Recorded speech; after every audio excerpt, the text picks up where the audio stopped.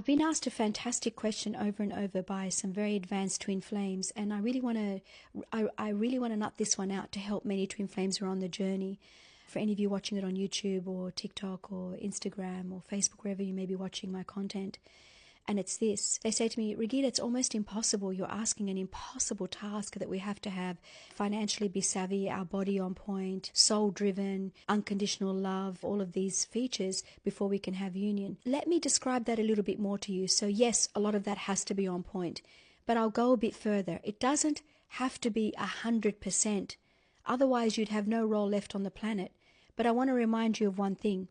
Twin flames are the leaders. They're the strongest soldiers of God that have come to earth, the 144,000 of them that have come to earth to create the new templates on earth.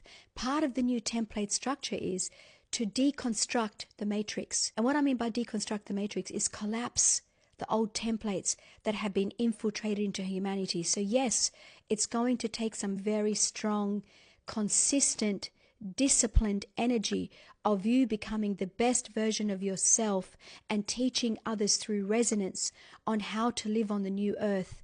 We can't move into the age of Aquarius fully in the Alcini belt while we still have paradigms of darkness, paradigms of distorted power, of alleviate. We need to now work on being in truth, in being authentic, in being who we really are, living our divinity. We need to remember that we are spiritual beings having a human experience.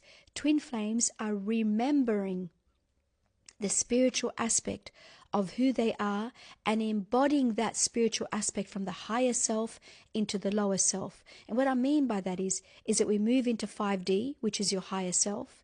We rebirth that aspect of us, and then we allow it to come back into the third dimensional plane as an embodied avatar on how to be, yes, disciplined in our finances, yes, disciplined in loving our body, yes, disciplined in being soul-driven, yes, disciplined in being unconditionally loving to ourselves and others. Is it a hard task? Yes, it is. Can we do it? Yes, we can. The answer this year is yes to all, and yes to union.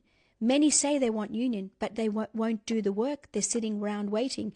If you are a leader in your field, it is your job spiritually to hold the baton, to hold the light strong for others to see the marker on the channel, on the earth, on how to evolve, on how to ascend. I'll remind you of one other thing.